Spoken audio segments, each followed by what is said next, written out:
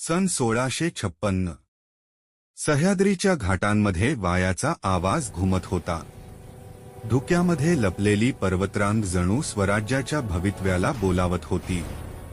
या काळात महाराष्ट्रात एक वादळ उठत होतं, ते म्हणजे शिवाजी महाराजांच्या तलवारीचं वादळ.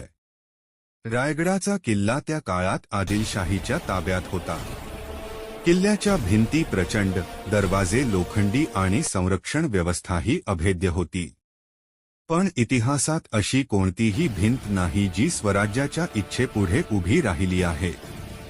त्या दिवशी रात्री महाराजांनी एक गुप्त बैठक बोलावली.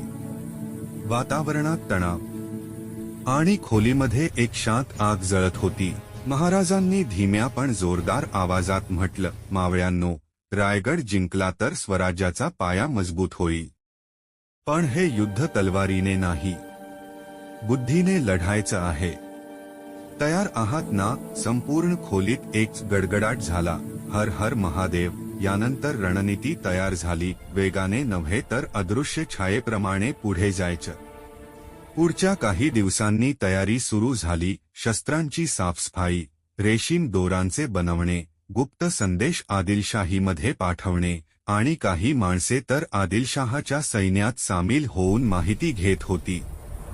ही केवळ लढाई नव्हती, हा होता गनिमी काव्याचा सर्वात मोठा प्रयोग. रात्रीच्या अंधारात 300 मावळे रायगडाच्या दिशेने निघाले. पाऊस जोरात कोसळत होता. काही जण चिखलात घसले, काही तलवारीच्या धारेवर रक्त आलं, पण सर्वांच्या डोळ्यात एकच ध्येय, रायगड.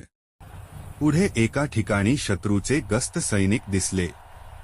संभाजी कावजी बांदल हळू आवाजात म्हणाले, जो आवाज करेल तो जगेणार नाही. एका क्षणात 3 बाण हवेत गेले आणि गस्त सैनिक खाली पडले. शांत, निःशब्द. मृत्यूही त्या दिवशी आवाज करत नव्हता. ते पुढे गेले आणि एका गुप्त दरवाजाजवळ पोहोचले. पण अचानक एक तुतारीचा आवाज झाला. शत्रू जागा झाला होता. किल्ल्यावर मशाली पेटल्या. पहारेकरी रणांगणाकडे धावलो. वातावरणात तलवारींची खणखण, ढालींचे आवाज आणि मराठी रणगर्जना. जहागीरदारीसाठी नाही, स्वराज्यासाठी लढतोय. मावळे विजेसारखे युद्ध करीत होते. पावसात रक्त मिसळलं. भूमी लाल झाली. तरीही कोणीही मागे हटला नाही. एक मोठा धक्का बसला. मुख्य दरवाजा तुटत नव्हता.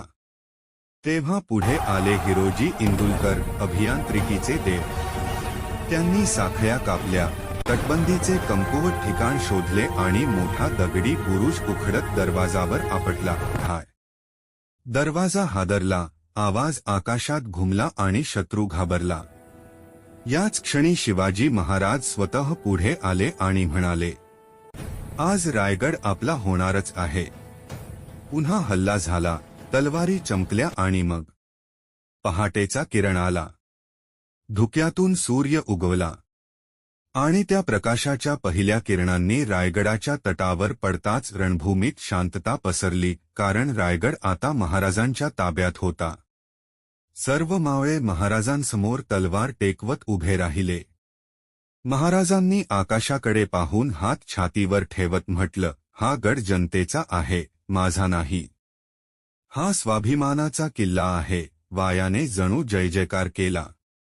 ढ थांबले आणि संपूर्ण सह्याद्रीमधून एक आवाज घुमला, रायगडाचा राजा भेटला. काही आठवड्यांनी रायगडावर मोठ्या प्रमाणात पूर्ण बांधणी सुरू झाली. दरबार, तोफा, राजवाडे, रणगाडे, कारागृहे, किल्ल्याची भव्य बुरुज आणि मध्यभागी उभा राहिला भविष्यातील सिंहासन, मेघडंबरी राजसिंहासन. ते पाहताना शिवाजी महाराज हळू आवाजात म्हणाले, स्वराज्य फक्त तलवारीने नाही, जनतेच्या आशीर्वादाने जिंकायचं असतं. आणि रायगडावरून पाहताना संपूर्ण सह्याद्री जणू नतमस्तक झाला. त्या दिवशी रायगड जिंकला नाही, स्वराज्य जन्मलं. जर हे ऐकून तुम्हाला महाराजांची शिकवण लक्षात राहिली तर तुम्ही खरे शिवभक्त. आपल्याला आमची दिलेले माहिती आवडत असेल तर व्हिडिओला लाईक आणि चॅनल सबस्क्राईब करायला विसरू नका. पुन्हा भेटूया. जय शिवराय, जय जिजाऊ, जय महाराष्ट्र.